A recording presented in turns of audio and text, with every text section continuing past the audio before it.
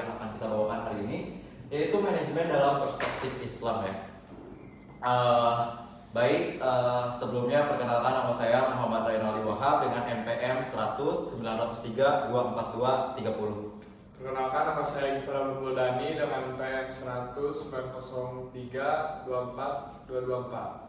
Perkenalkan, nama saya Fajar Rusdiawanto dengan NPM 100 904 236. Perkenalkan, nama saya Nabil Prasetyo dari NPM 190 324 229. Oke, baik. Itu perkenalan dari kami. Mari kita langsung saja ke materi yang akan kita bawakan hari ini, manajemen dalam perspektif Islam. Oke.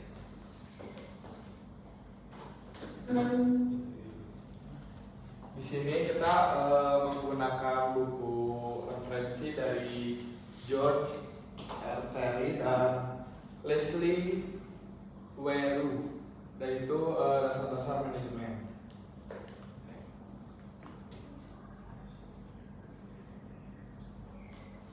Baik, berikutnya adalah kita akan masuk ke materi yang pertama. Di sini saya sendiri akan menjelaskan mengenai ideas atau dalam manajemen in 3D ini.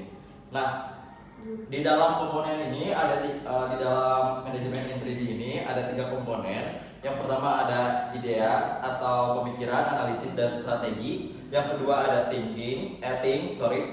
pengelolaan sumber daya dan sistem. Yang ketiga ada people, yaitu kepemimpinan, komunikasi dan pengelolaan tenaga kerja. Nah, oke, dari setiap dimensi ini tuh memiliki beberapa struktur, yaitu elements, tasks atau fungsi utama, terus continuous function atau fungsi berkelanjutan, dan sequential function atau fungsi berurutan, dan yang terakhir adalah activities. Oke. Langsung saja ke yang pertama, yaitu ideas atau pemikiran dan perencanaan dalam manajemen. Ideas ini berfokus pada bagaimana seorang manajer berpikir secara strategis dan menganalisis suatu masalah, menganalisis suatu kegiatan serta mencarikan solusi ya. Nah, tasknya itu sendiri atau fungsi utamanya sendiri itu ada berpikir secara strategis dan analisis untuk memahami dan merencanakan suatu tujuan atau memahami suatu masalah juga ya. Nah, di ideas ini juga ini tuh menyusun ide-ide kreatif serta inovatif ya teman-teman. Nah, contohnya ada misalkan seorang CEO mengevaluasi tren industri untuk mengembangkan strategi bisnis baru. Nah, itu adalah salah satu contoh yang bisa diterapkan di dalam ideas. Nah, berikutnya ada formulation atau menyusun ide dan solusi. Nah, menyusun ide dan solusi ini tuh tidak hanya sekedar menyusun, tapi kita juga harus mengembangkan dan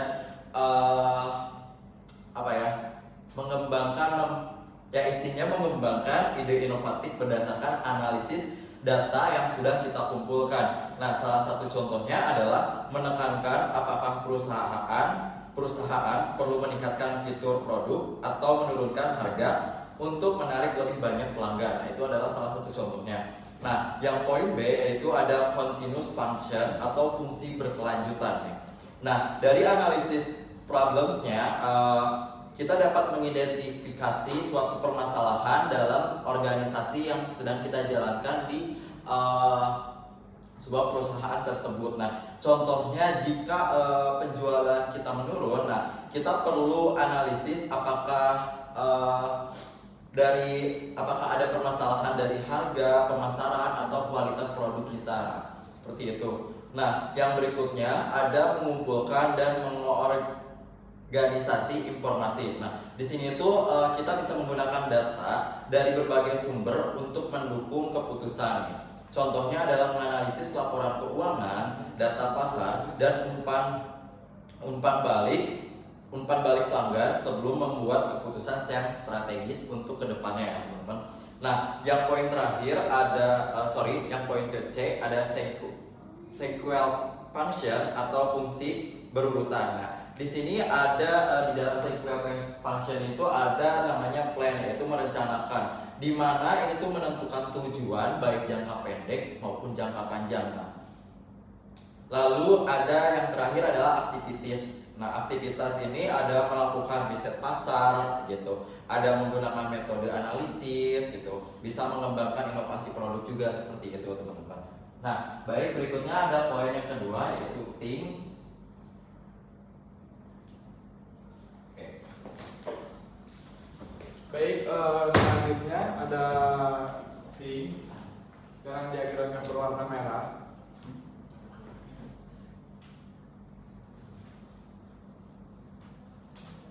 Oke, things ini adalah pengelolaan sumber daya dan sistem dan administrasi.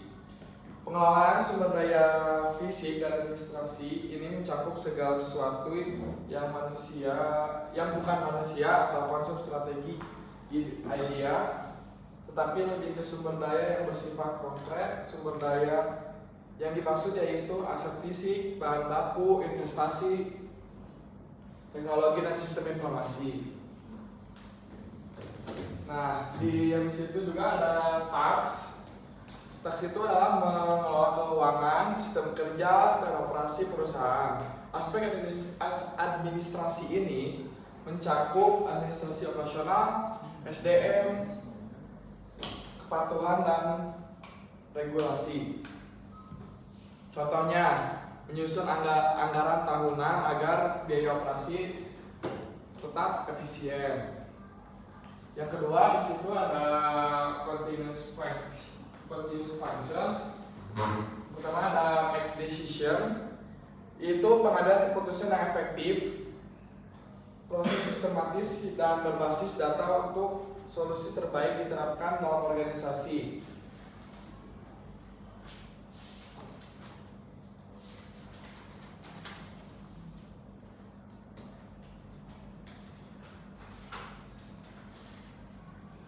Langsung di sini ada selanjutnya yaitu square function. Yang pertama ada organize, yaitu pengambilan keputusan yang efektif dan objektif. Ini berarti keputusan yang diambil memberikan dampak positif dan dapat diterapkan secara optimal dalam organisasi, serta berdasar fakta, data, dan analisis nasional. Untuk mencapai objektivitas dan efektivitas ini, yang pertama adalah berorientasi pada tujuan organisasi, yang kedua adalah memiliki proses yang terstruktur, yang ketiga adalah meminimalkan bias dan pengambilan keputusan. Yang terakhir ada aktivitas atau activities, yaitu struktur organisasi yang baik membantu kelancaran operasional dan estimasi kerja. Yang kedua ada posisi yang jelas dengan deskripsi pekerjaan yang terdefinisi mencegah tumpang tindih tugas. Yang ketiga ada koordinasi yang efektif melalui jalur komunikasi yang jelas dan meningkatkan produktivitas tim. Selanjutnya di sini ada people yang akan dilanjutkan oleh teman saya Nabil. Baik, terima kasih Gimariel. Baik, selanjutnya ada people.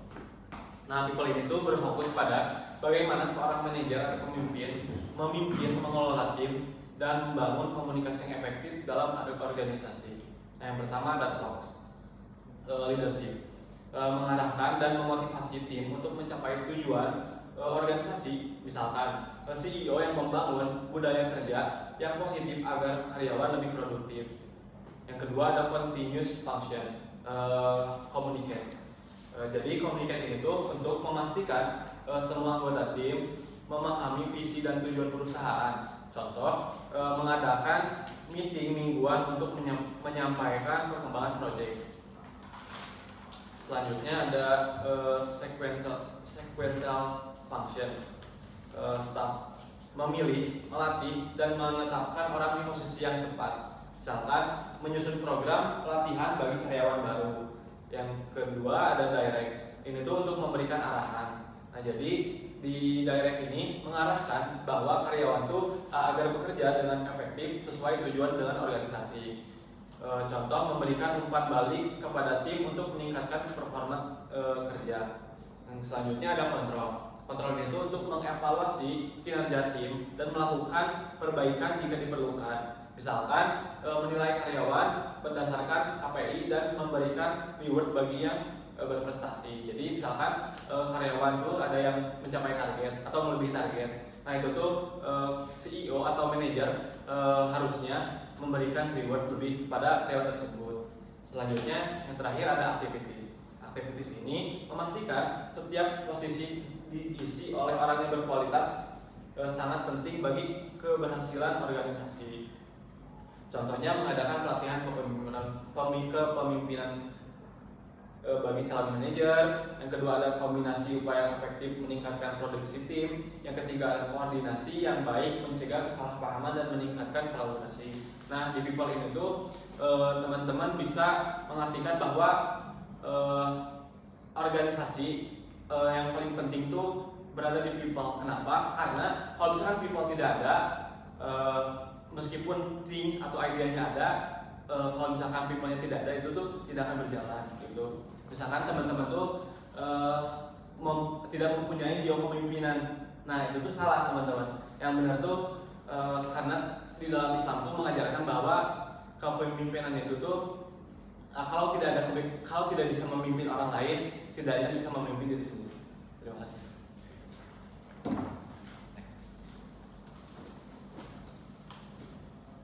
Oke, baik, yang berikutnya ada manajemen dalam perspektif Islam. Nah, poin pertama di sini ada konsep manajemen nih. Sebetulnya saya ingin bertanya banget ya kepada teman-teman mengenai soal manajemen. Nah, karena berhubung audiensnya cuma beberapa orang, tapi tidak masalah, aku akan tetap bertanya ya. Sekelas mengulik kembali ya teman-teman, mengulik kembali. Nah, coba ada yang bisa menjelaskan nggak manajemen itu apa?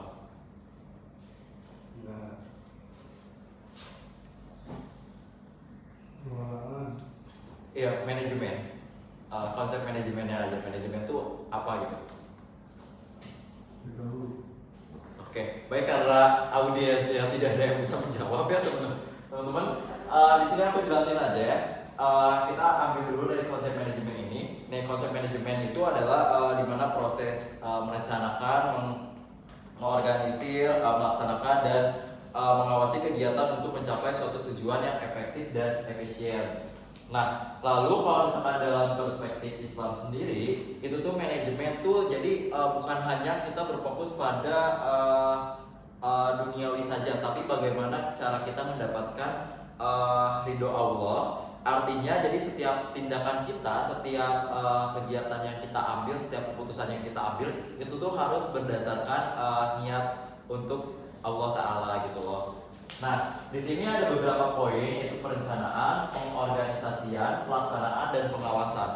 Nah, sebelum masuk ke situ, aku bakal jelasin kenapa manajemen ini tuh hubungan manajemen dan Islam ini penting. Nah, ini tuh karena keduanya tuh sama-sama mengatur tindakan manusia nih secara terarah, efektif, dan sesuai tujuan. Nah, dalam Islam sendiri, semua aktivitas manusia seharusnya dilakukan dengan niat yang baik, perencanaan yang matang, dan berorientasi kepada Allah. Nah, gitu. Nah, baik, kita masuk poin yang pertama. Di sini ada perencanaan. Perencanaan sendiri itu tuh merupakan langkah awal atau langkah pertama kita dalam merencanakan baik dalam jangka pendek maupun dalam jangka panjang ke depannya untuk mencapai suatu tujuan yang ingin kita capai tentunya. Nah, contohnya kita bisa ambil contoh, misalkan kita sebagai seorang mahasiswa di sini, kita itu akan merencanakan kegiatan kita selama 1 minggu ke depan. Misalnya kita dengan bisa mengatur jadwal kegiatan kita, kegiatan belajar kita, kegiatan keseharian kita akan seperti apa. Nah, untuk mencapai target dalam minggu itu, misalkan kita akan mencapai targetnya, misalkan target mendapat nilai tinggi atau produktif yang tinggi gitu kan, seperti itu. Tetapi kita juga harus tetap dibarengi dengan niat yang baik dan tentunya dengan ridho Allah Ta'ala gitu kan. Nah, yang kedua ada pengorganisasian. Di sini tuh pengorganisasian tuh dimana kita membagi-bagi tugas antara antara divisi satu dan divisi lain, dan serta mengatur sumber daya pekerjaan agar teratur dan efisien tentunya. Nah, contohnya misalkan dalam kegiatan kampus, di dalam organisasi kampus kan pasti ada ketua, sekretaris, bendahara, serta divisi lain. Nah, itu tuh perlu banget kita membagi-bagi tugas sesuai dengan kapasitasnya masing-masing, supaya apa? Supaya tidak bertabrakan satu sama lain dan supaya mencapai tujuan yang telah ditetapkan di awal, seperti itu. Nah, berikutnya ada pelaksanaan. Dalam pelaksanaan ini, di mana kita melaksanakan rencana yang telah kita buat, rencana yang kita telah susun di awal untuk semangat kerja kita dan tanggung jawab tentunya. Nah, contohnya kita ambil contoh lagi dari diri kita sendiri, di lingkungan kita sendiri. Misalkan kita dikasih tugas, nah itu tuh kita memiliki tanggung jawab, memiliki kewajiban di mana kita harus mengerjakan tugas itu. Nah, itu tuh masuk dalam pelaksanaan ya, teman-teman. Nah, kalau misalkan dalam Islam sendiri itu tuh kayak Rasulullah menjalankan dakwah dengan penuh kesungguhan dan strategi yang tepat. Oke, poin terakhir itu ada pengawasan. Nah, pengawasan di sini itu mengontrol, mengevaluasi. Nah, apakah pekerjaan yang kita kerjakan ini tuh berjalan dengan baik, berjalan maksud berjalan sesuai visi misi yang telah kita tetapkan di awal atau tidak nih. Kalau misalkan tidak berjalan dengan baik, maka kita harus melakukan evaluasi. Nah, evaluasi ini untuk membuat langkah kita atau membuat kita lebih baik besok gitu lah, seperti itu. Nah, contohnya adalah misalkan minggu kemarin UTS nih. Nah, kita tuh UTS sudah belajar nih semaksimal mungkin, tetapi pas kita lihat hasilnya tidak sesuai dengan apa yang kita harapkan. Nah, dari situ kita bisa mengevaluasi apa yang harus kita benarkan, apa yang harus kita lakukan ke depannya, dan tentunya kita harus balas di UAS, teman-teman, dengan nilai yang lebih baik. Oke. Yang terakhir ada poin kedua adalah dalam Islam semua tindakan berorientasi pada Allah Subhanahu wa taala. Sudah saya sebutkan di awal tadi bahwasanya sebuah tindakan yang kita lakukan itu harus dengan niat yang tulus dan ridho Allah taala nih. Maknanya itu kayak kita tuh melakukan kegiatan baik ibadah, pekerjaan, belajar, berdagang, bahkan hal-hal kecil seperti makan, tidur. Nah, itu tuh harus dilakukan dengan niat dan ridhonya Allah Ta'ala. Nah, gitu. Oke, nah yang berikutnya ada Quran surat Al-Hasyr ayat 18. Ayat 18. Pentingnya perencanaan dan evaluasi. Nah, dalam Quran surat ini berbunyi yang artinya, wahai orang-orang yang beriman, bertakwalah kepada Allah, hendaklah setiap orang memperhatikan apa yang telah diperbuat untuk hari esok atau akhirat, dan bertakwalah kepada Allah, sesungguhnya Allah Maha mengetahui apa yang kamu kerjakan. Nih, makna dari ayat ini tuh sama yang sudah saya jelaskan di awal, di mana itu perencanaan, yaitu Allah menyuruh kita untuk memperhatikan masa depan kita. Jadi kita tuh jangan acuh, jangan gimana besok, nah jangan seperti itu, tapi kita harus menyusun, merencanakan masa depan kita akan seperti apa, baik masa depan dalam jangka pendek atau dalam jangka panjang gitu, secara bertahap saja teman-teman, seperti itu. Nah, poin kedua yaitu ada evaluasi. Nah, di mana kita itu diajarkan untuk merenung dan menilai atas tindakan diri kita sendiri. Nah, seperti itu. Jadi kita jangan semena-mena menjadi si paling benar, teman-teman. Tapi kita juga harus menilai diri sendiri apakah saya ini sudah benar atau salah. Nah, seperti itu.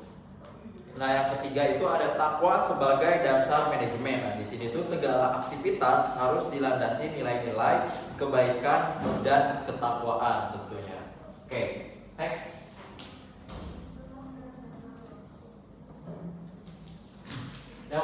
Yang berikutnya ada hadis dan manajemen.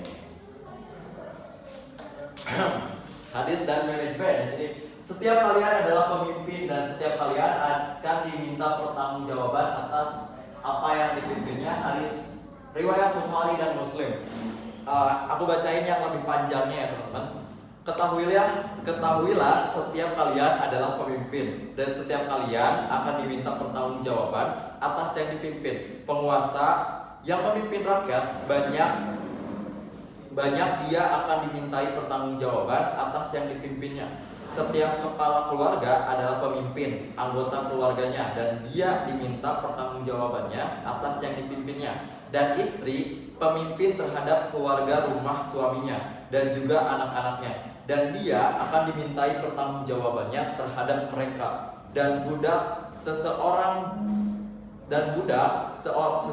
juga pemimpin terhadap harta tuannya dan akan dimintai pertanggungjawabannya terhadapnya. Ketahuilah setiap kalian adalah bertanggung jawab atas yang dipimpinnya. Nah, jadi dalam hadis ini ya teman-teman, dalam hadis ini tuh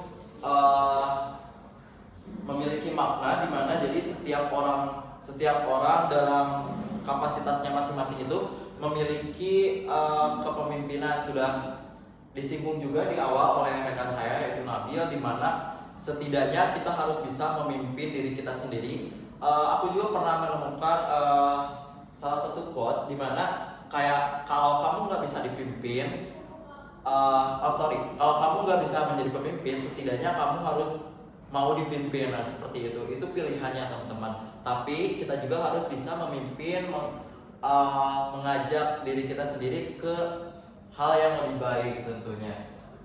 Oke, nah poin yang berikutnya itu kayak pemimpin itu tidak hanya berarti ya kayak presiden, ketua, manajer ya kayak gitu pemimpin itu, tapi kayak di lingkungan kita sendiri kayak misalkan ayah, ibu, orang tua, rekan-rekan kita juga itu tuh salah satu bagian dari pemimpin teman-teman. Nah, dalam Islam sendiri ini tuh ada tanggung jawab atau mas'uliyah dan akuntabilitas atau hisab nih teman-teman. Nah, ini tuh sangat ditekankan, jadi setiap keputusan akan dipertanggungjawabkan di dunia dan di akhirat teman-teman.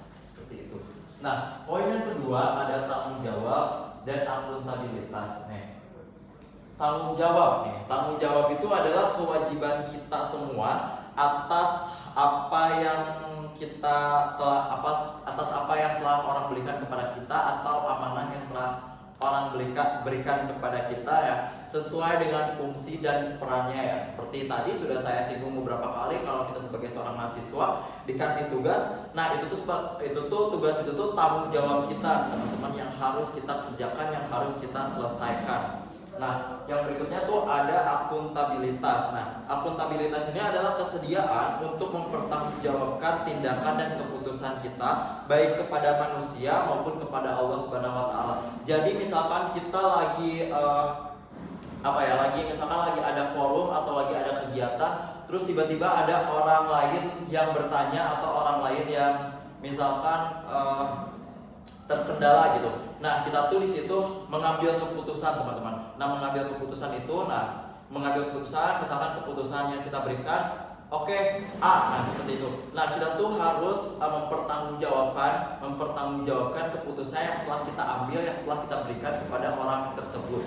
Seperti itu, teman-teman. Nah, poin berikutnya adalah teladan Rasulullah dalam mengatur strategi perang, ekonomi, dan administrasi. Nah, strategi perang ini tuh kayak Rasulullah tuh menerapkan prinsip-prinsip manajemen dalam perencanaan serta pelaksanaan dalam peperangan. Kayak salah satu contohnya yaitu perang Khandaq, di mana ini tuh mengadopsi ide Salman Al-Farisi untuk menggali Paris sebagai strategi bertahan. Nah, di sini yang kita poin-poin utamanya itu adalah strategi bertahan, strategi pertahanan, di mana dengan cara menggali Paris nih, seperti itu. Oke, nah berikutnya tuh ada ekonomi nih, manajemen ekonomi nih. Rasulullah SAW memperbaiki sistem ekonomi Madinah, yaitu dengan cara membangun pasar Islam yang bebas dari riba dan perjudian. Yang kedua adalah mendorong keadilan dan perdagangan, larangan monopoli, dan mengawasi harga agar stabil ya teman-teman.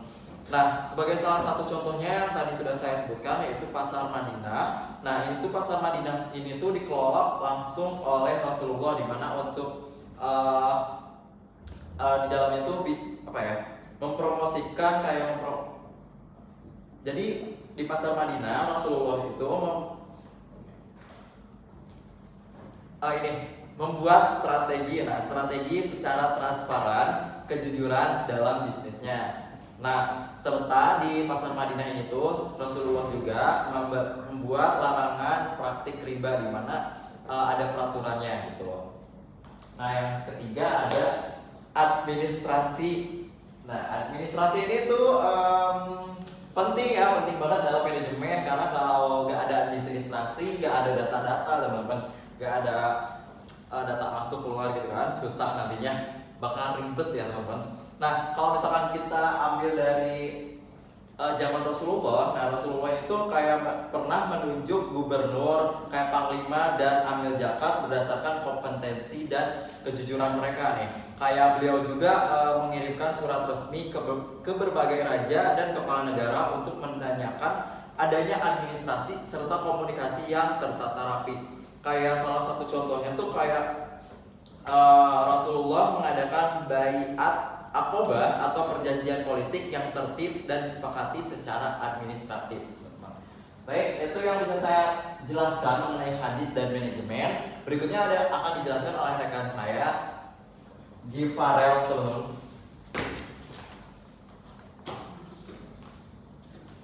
Oke, baik teman-teman. Di sini selanjutnya ada ilmu fikih dan manajemen. Yang pertama ada fikih mengatur muamalah, interaksi sosial atau ekonomi. Nah, fikih ini tidak hanya mengatur ibadah, tetapi juga mengatur interaksi sosial dan ekonomi agar agar sesuai dengan hukum syariat Islam. Contohnya seperti ada seorang pedagang nih. Dia tuh menjual barang dengan jujur, tanpa ada riba, tanpa ada menipu. Nah, kenapa contoh ini bisa masuk ke dalam poin pertama yang fikih mengatur muamalah?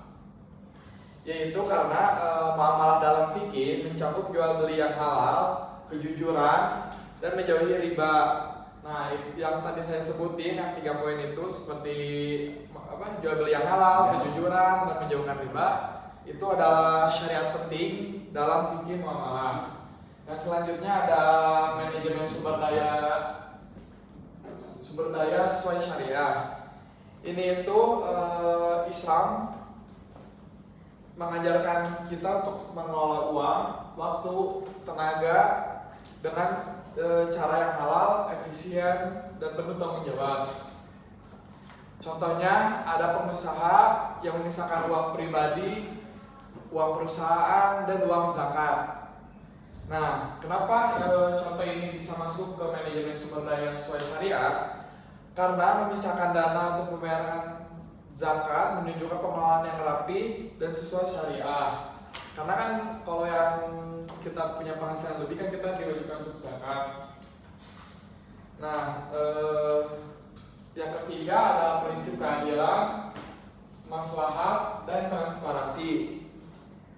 Di sini tuh segala bentuk transaksi, jual beli maupun apa yang ada interaksinya terhadap penjual atau mitra itu harus transparan. Seperti misalkan contohnya isi kontrak, ada pegawai yang mau dikontrak, nah isi kontraknya jelas berapa tahun, gaji yang akan diberikannya berapa, dia bakal ditempatkan di mana, itu harus transparansi.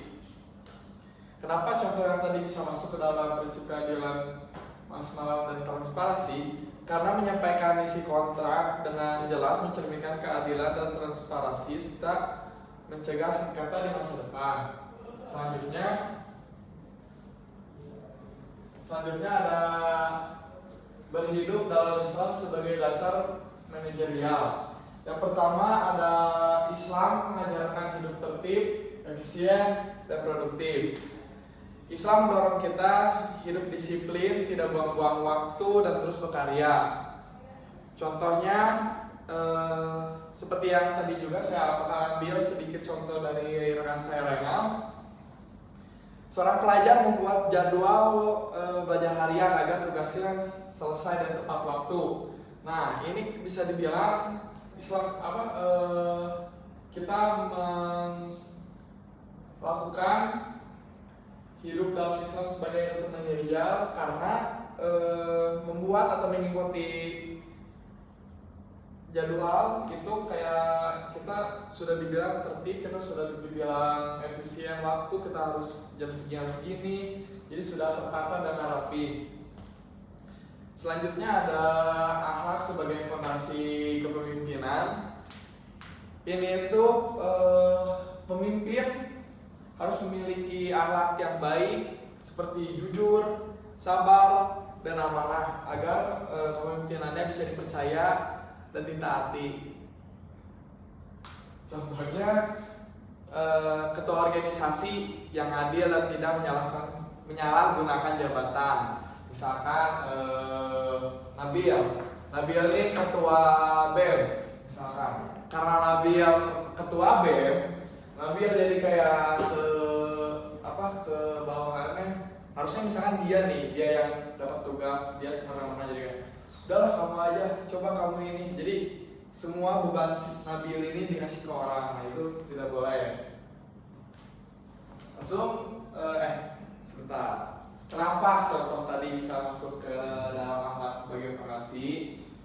Karena pemimpin yang adil dan bertanggung jawab menunjukkan akhlak yang menjadi dasar utama dalam kepemimpinan Islam. Oke, lanjut poin ketiga, Quran Surat Al-Imran ayat 159, yaitu musyawarah dan kasih sayang dalam kepemimpinan. Ayat ini mengajarkan kita agar menjadi pemimpin bersikap lembut, pemaaf, dan melibatkan orang lain dalam mengambil keputusan. Contohnya kepala kelas atau KM berdiskusi dulu dengan teman-temannya sebelum membuat jadwal piket. Nah, kenapa poin ketiga contoh tadi masuk ke dalam poin ketiga? Karena tindakan dimusyawarahkan tidak langsung dari diri kita sendiri, tidak memutuskan, tidak egois, tidak otoriter, tidak otoriter, dan sikap tadi menunjukkan penerapan langsung dari nilai yang ada dalam ayat tersebut. Jadi dari dua slide tadi yang saya bacakan, ini kita belajar bahwa Islam sangat lengkap dan terarah dalam mengatur hubungan ekonomi maupun kepemimpinan dengan prinsip yang menekan keadilan, keteraturan, dan akhlak. Slide selanjutnya akan dijelaskan oleh teman saya, yaitu Fajar. Baik, di sini saya akan menjelaskan konsep 5W 1H dalam perspektif Islam. Tapi sebelumnya bahwasanya Islam itu udah mengatur semuanya lewat yang namanya manajemen Islam. Bukan cuma mengatur buat bisnis, tapi juga buat mengatur agar hidup kita itu lebih dekat lagi gimana cara supaya mendapatkan barokah dari Allah Subhanahu wa taala gitu. Nah, jadi penjelasan pertama itu ada buat apa sih yang dimaksud dengan manajemen dalam Islam? Manajemen itu cara kita untuk mengatur yang Allah titipkan kepada kita seperti waktu, tenaga, uang, bahkan duit. Bukan cuma buat diri sendiri, tapi juga buat kebaikan orang lain. Semisal kita mempunyai usaha jualan makan. Bukan kita cuma itu apa? Kita tuh bukan cuma mencari keuntungan atau cuma mencari kepercayaan, tapi kita itu harus mencari keuntungan itu dengan mendapatkan keberkahan tersebut, karena dengan keberkahan itu kita mendapatkan ridhonya sang pangeran atau Allah Subhanahu wa taala. Nah, yang kedua ada why. Kenapa harus dikelola? Tujuannya itu bukan cuma mencari uang, tapi yang tadi saya jelaskan, tapi mencari ridhonya dan bermanfaat buat orang banyak. Misal tadi yang saya udah jelaskan ya, menjelaskan jadi bukan cuma buat mencari keuntungan doang, tapi juga mencari ridhonya Allah Subhanahu wa taala. Nah, yang ketiga ada go. Siapa sih yang harus melakukannya ini? Sebenarnya semua orang harus melakukannya, tapi yang lebih tepatnya itu adalah yang lebih beratnya itu adalah kepada seorang pemimpin. Kenapa pemimpin? Tadi pemimpin udah jelaskan ya, karena pemimpin itu udah mengatur, mempertanggungjawabkan semuanya. Nah, bukan cuma itu aja, jadi pemimpin itu harus melakukan apa yang dia lakukan, karena ketika dia tidak melakukannya maka dia itu akan dipertanggungjawabkan ketika di akhirat kelak. Nah, yang keempat ada contohnya web, di mana kita bisa melakukannya, di mana aja, termasuk di masjid, di sekolahan, di organisasi ataupun di sebuah bisnis.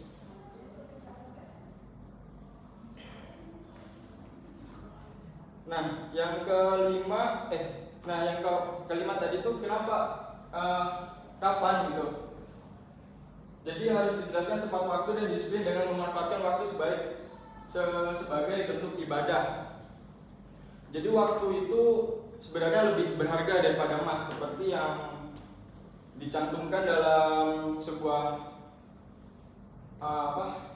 kitab, bahwa al-waktu itu al-waktu al-mahfu min al-fad. Nah, itu adalah dimana waktu itu lebih berharga daripada emas. Jadi kesimpulannya itu, kenapa di situ dijelaskan bahwa waktu itu lebih berharga daripada emas? Jadi setiap orang itu menilai emas itu sebagai salah satu logam simbol kekayaan dan kemewahan. Nah, sedangkan waktu itu lebih tinggi daripada nilai sebuah emas.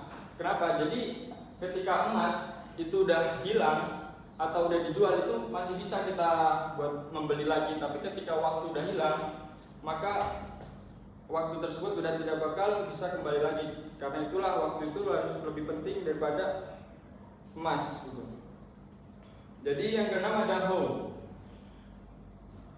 Bagaimana cara kita menjelasinya? Harus sesuai dengan nilai-nilai Islam, jujur, transparan, amanah, dan jauhi yang perbuatan yang haram. Contohnya kamu punya bisnis online, kita itu harus berjualan dengan sejujur-jujurnya dan sebaik mungkin agar kepercayaan kita itu tetap terjaga. Dan selanjutnya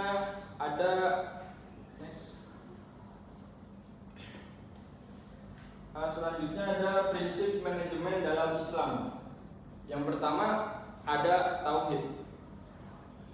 Tauhid itu pasti kalian sudah tahu ya, karena tauhid itu adalah keyakinan kita terhadap Allah Subhanahu wa taala, yang artinya kita harus sadar bahwa apapun yang kita lakukan di dunia ini itu selalu dalam pengawasan Allah Subhanahu wa taala. Misal bos usaha selalu ingat buat berdoa sebelum melakukan keputusan penting, karena tahu rezeki itu datangnya bukan cuma dari usaha sendiri. Nah, nomor 2 ada amanah. Amanah tanggung jawab harus dijelaskan dengan jujur, yang artinya kalau udah dikasih tugas atau dikasih kepercayaan, kita itu harus benar-benar menjaga baik-baik dan tidak boleh ingkar. Semisal seorang kasir nggak pernah nyolong uang walaupun nggak dikawasi, karena dia tahu karena itu adalah sebuah amanah. Nah, yang ketiga itu ada yang namanya syura. Syura itu mengambil keputusan melalui musyawarah, yang artinya kalau mau bikin keputusan penting sebaiknya dibahas bareng-bareng dulu, jangan diambil sesuai dengan keenakan kita aja. Nah, yang keempat ada yang namanya adil. Artinya di situ semua orang diperlakukan sama, nggak peduli siapa. Dan contohnya 2 orang karyawan dapatin bonus yang sama karena kerja mereka sama bagusnya, walaupun yang satu lebih akrab sama bos. Yang kelima ada ihsan. Ihsan itu bekerja dengan profesional dan maksimal. Yang artinya kerja itu jangan asal-asalan lakuin yang terbaik kayak Allah Subhanahu wa taala lihat kita gitu. Contohnya pegawai tetap ramah sama pelanggan meskipun lagi capek ataupun habis kena marah. Yang keenam ada itkon. Rapi dan teliti dalam bekerja. Kita di situ harus melakukan kerja dengan sebaik mungkin, teliti dan harus santai, nggak boleh tergesa-gesa. Contohnya seorang teknisi mengecek ulang hasil pekerjaan supaya nggak ada yang terlewat atau yang keliru. Nah, yang ketujuh itu ada yang namanya tawakal.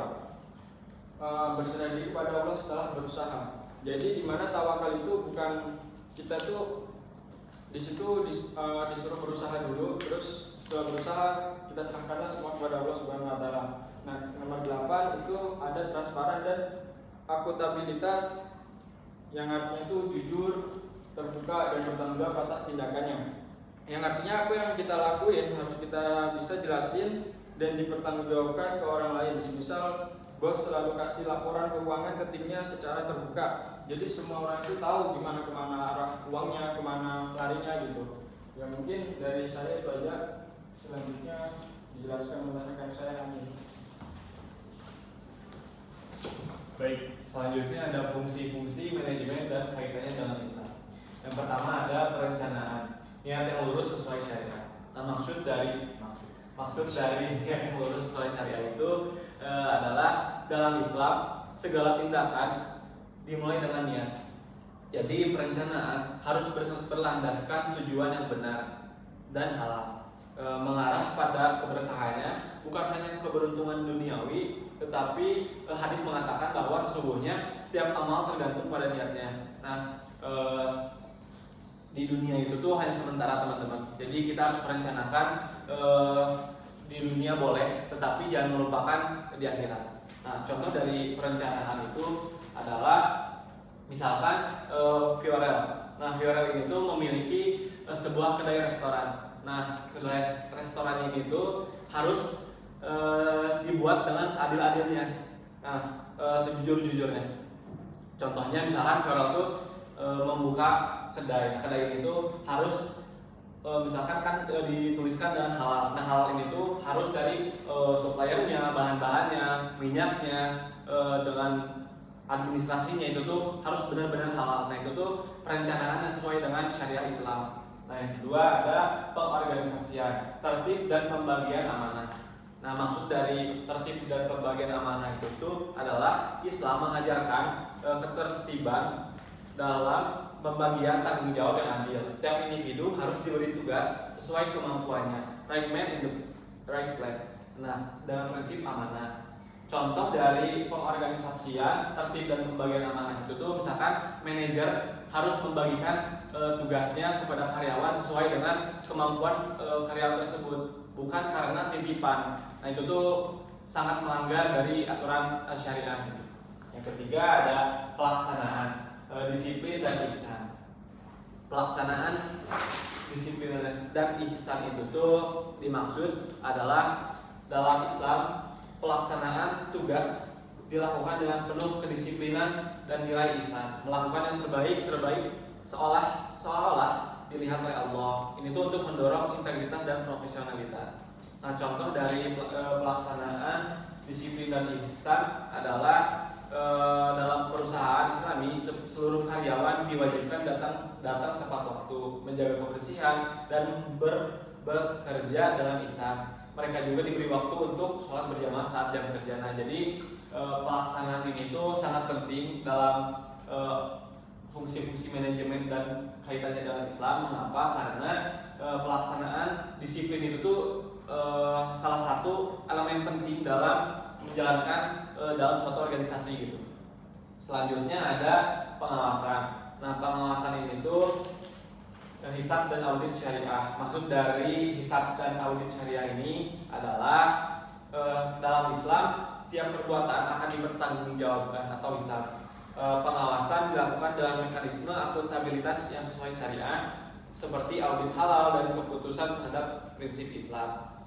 Contoh dari pengawasan hisab dan audit syariah ini adalah supervisor mengecek hasil kerja dan keuangan agar sesuai aturan dan tidak ada kecurangan. Nah, teman-teman, kita ketahui bahwa ketika bendahara itu memegang uang itu sangat berat. Jadi bendahara itu pekerjaan yang sangat amanah dan barokah ketika dilakukan dengan benar gitu. Selanjutnya ada evaluasi. Evaluasi ini tuh muhasabah diri dan organisasi. Jadi maksud dari muhasabah diri dan organisasi ini itu adalah evaluasi dalam Islam dikenal sebagai muhasabah, yaitu introspeksi. Organisasi juga harus melakukan evaluasi berkelanjutan agar tetap di jalur yang diridhoi oleh Allah. Contoh dari evaluasi ini itu adalah ketika setelah proyek selesai atau pekerjaan selesai, tim melakukan evaluasi mana yang berhasil dan mana yang perlu diperbaiki untuk kedepannya. Karena disebutkan bahwa hadis tentang evaluasi itu adalah, atau ayat Al-Quran tentang hadis ini itu adalah, sebentar teman-teman. Ini gimana sebentar?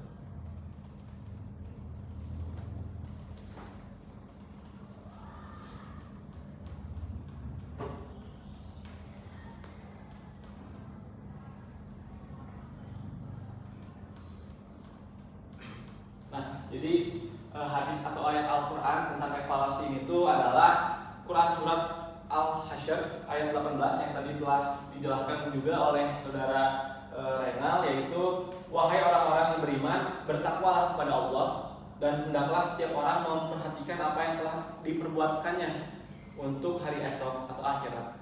Bertakwalah kepada Allah, sesungguhnya Allah Maha mengetahui apa yang kamu kerjakan. Jadi makna dari ayat ini itu adalah menjadi dasar utama evaluasi diri secara spiritual. Islam mengutamakan memerintahkan setiap individu untuk menilai dan memeriksa awalnya secara berkala. Jadi itu hadis atau ayat Al-Quran dari evaluasi. Selanjutnya kesimpulan. Nah, kesimpulan itu manajemen Islam adalah pengelolaan amanah secara profesional dan etis untuk mencapai keberkahan dan kemaslahatan berlandaskan pada nilai-nilai syariat. Ini tuh menjelaskan bahwa manajemen dalam perspektif Islam bukan sekedar hanya proses untuk teknis mencapai tujuan duniawi, tapi melainkan merupakan amanah dan ibadah yang harus dijalankan sesuai dengan nilai-nilai syariah untuk di kehidupan seterusnya atau akhirat. Jadi prinsip-prinsip dasar manajemen seperti perencanaan, pengorganisasian, pengarahan, dan pengawasan telah dicontohkan dalam Al-Quran dan hadis Nabi Muhammad SAW serta praktik para sahabat. Begitu cukup. Nah, jadi ada satu kutipan Quran surat Al-Zalzalah ayat 7. Barang siapa yang melakukan kebaikan sekecil biji zarah, niscaya akan mendapatkan balasannya, gitu ya.